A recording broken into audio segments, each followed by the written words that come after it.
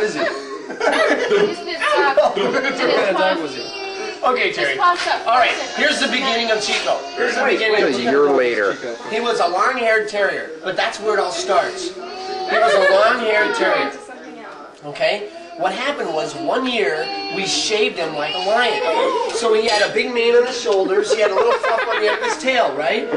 Because he was long, it was hot, and so we shaved him to keep cool. Well, a year, maybe less after, he got hit by a semi. The thing is, we thought he was going to die. I can really use your tripod right now. We thought he was going to die. Because I'm laughing as So I shake. he would shake and stuff, make all these weird noises, and we thought he would die. And we were afraid to give him a bath because we thought he'd catch pneumonia and die.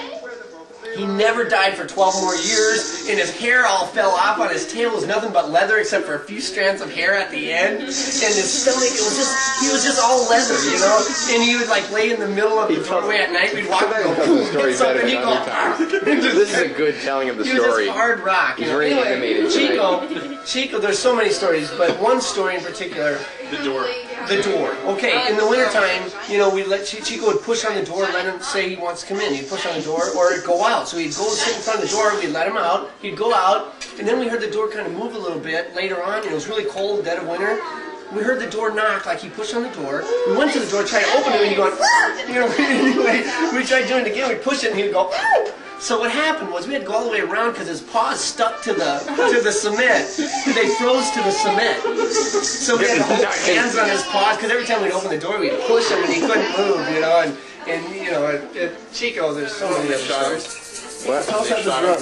Well, it's just that Chico could smell out a drunk from, you know, just forever. I mean, he would all of a sudden run to the door and start barking like crazy, and he just could smell a drunk because we were every time Gerard came on. And then he realized it was just a Johnson boy. I'm not trying to sound prejudiced, but it's Indian country, and you know, Indians would come in and get their check and get drunk, and a lot of times they'd... Why did they come into town? How did they come into town? Okay.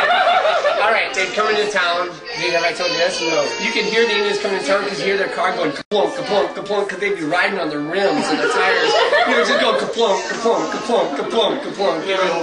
Hey, tell him about Chico met his end.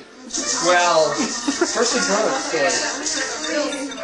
Chico, I thought I left home, I was leaving home, and Mom was on her own at the house, and Chico was so old, if he had fallen off the sidewalk and fell into the snowdrift, he couldn't get out, he couldn't get up, because he would fall over and we'd have to help him up, you know, because he was so fat and, you know, hard as a rock, and he I got this story on Facebook. Anyway, so I had him shot, you know, I had a friend shoot him.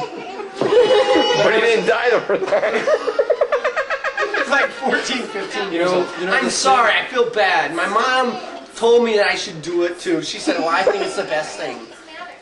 Couldn't you just bring him to us? Yeah, but you know, look, he was eating a piece of candy when he got shot in the head, okay? If that would have given him a shot, he would have been in a strange environment. He would have been shaking and the So he had no idea it was coming. He was just enjoying that candy. He was eating a piece of candy and then bam. I felt bad about it. About the rabbits, Gerard. I had bad. Okay. Sure, what about the Corn Palace? You know the exact same Hey, did you ever hear about my alligator though? We know the exact same thing happened to my Have we heard about the alligator? You ever hear about the alligators? No. Over in the snow. Okay, Grandpa. we had a pet alligator once. So finally we talking about. And you know, we'd feed it guppies. You know, it was really cool because you know it'd sit in the water You and flushed then snap at a no. Right. Sometimes in South Florida it gets cold really fast, but we had him too close to the You window. told me this. He froze. And we went up to see the alligator and the water was froze solid. He was sitting in that.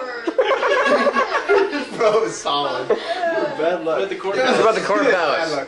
Well, a guy said it was probably butanes. He held 2 butane lighters on the wall of the Corn Palace and started a fire. You know the Corn Palace, don't you? Hey, who's the guy who jumped off the Capitol building? Come on, man. Who is that? I can't. His name is at the tip of my tongue. Come on, you just. What's his first name? What's his first name? Steve. You see, you don't care. You're just messing with me. No, don't tell me. If you do remember, I commend you. You're a great man. If you remember. You know, set fire to the Corn Palace. He was going to run for president. Right, with McGovern. Right. George Rettenauer. George. Steve. Rettenauer. Oh, you were wondering who his running mate was? No. Steve. I'm going to tell you what it is. I know his name. Starts with What does it start with? B. Bortnius. Bortness. That's it. Yeah. He jumped off the Capitol building. Well, what happened is he was a straight A student in high school, and he went off to college and just freaked out. They figured drugs, and he was walking around Heimer petting imaginary animals, pointing a gun at people, a empty gun, go boom, boom, boom on Main Street. Anyway, Kind of guy you want walking the streets. one day he freaked out, and he called George McGovern and asked him to be his running mate for presidency. Anyway, one day he went to the Capitol and went on top of the rotunda, you know, that big dome on top, jumped off, hit the floor like Should've 5 died. stories down, Should've and when died. everybody ran up to him, he said, "I was flying to Washington, and the engines went dead." And now he's alive. He's like an old man. He's 38 and just old, just decrepit. And his tail it looks like it's a leather. And his tail is like a rat.